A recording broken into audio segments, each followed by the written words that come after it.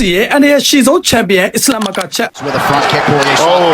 Good top by Makachev. အားလုံးပဲမင်္ဂလာပါဒီနေ့တော့ UFC ရဲ့ပေါင်နံပါတ်1လို့အမြဲတမ်းသတ်မှတ်ခံထားရတဲ့အစ္စလာမ်မာကာချက်ရဲ့အကြောင်းပါအစ္စလာမ်မာကာချက်ကို1992ခုနှစ်စက်တင်ဘာလ29ရက်နေ့မှာရုရှားနိုင်ငံဒါဂစ္စတန်ဒေသမှာမွေးဖွားခဲ့ပါတယ်ငယ်စဉ်ကတိုက်ကွန်ဒိုကိုစတင်လေ့ကျင့်ခဲ့ပြီးနောက်ပိုင်းမှာ Wrestling Combat Sambo တို့ကိုအဓိကထားပြီးမှလေ့ကျင့်ခဲ့ပါတယ်ကာဖေရဲ့ဖခင်ရဲ့လက်အောက်မှာကြီးပြင်းခဲ့ရပြီးကာဖေနဲ့လည်းငယ်စဉ်ဘဝကအတူတူလေ့ကျင့်ခဲ့ရပါတယ်2015ခုနှစ်မှာ UFC ကိုစတင်ဝင်ရောက်ခဲ့ပြီး Adriano Martin ကိုနောက်ကောက်နဲ့ရှုံးနိမ့်ခဲ့တာဒီနေ့အထိသူ့ရဲ့ UFC ရဲ့ဘွဲတဲ့တော့ရှုံးပွဲလည်းဖြစ်ပါတယ်အဲ့ဒီနောက်ပိုင်းမှာတော့ချာအိုလီဗီယာအလက်ဇန်နာဘိုကာနက်စကီဒက်စတင်ပွာရီယာနဲ့ရီနာဒိုမိုက်ကာတို့ကိုအနိုင်ယူပြီးမှလက်ဝှေ့ချန်ပီယံဖြစ်လာခဲ့ပါတယ်နောက်ပိုင်းမှာဝက်ဒါဝိတ်ကိုတက်ရောက်ပြီးချက်တယ်လာကိုအနိုင်ယူက UFC ရဲ့2 division ချန်ပီယံဖြစ်လာခဲ့ပါတယ်အခုတော့ UFC 3 တာတီးမှာအီရန်ဂွယ်ရီနဲ့ဝက်ဒါဝိတ်ခပတ်ကိုပထမဆုံးချိန်ကာကွယ်ပွဲပို့သက်မှာဖြစ်ပြီးတော့ဒီပွဲဟာပထမဆုံးတွဲဆုံတဲ့ပွဲလည်းဖြစ်ပါတယ်အားလုံးပဲဒီပွဲမှာအီရန်ဂွယ်ရီယာချန်ပီယံအသစ်ဖြစ်လာမလားဒါမှမဟုတ်ဘဲနဲ့အစ္စလာမ်မာကာချက်ကပဲခပတ်ကိုဆက်လက်ထိန်းသိမ်းနိုင်မလားဆိုတာပြည်သက်တို့ရဲ့အမြင်လေးကို comment မှာရေးပေးခဲ့ပါဦး UFC နဲ့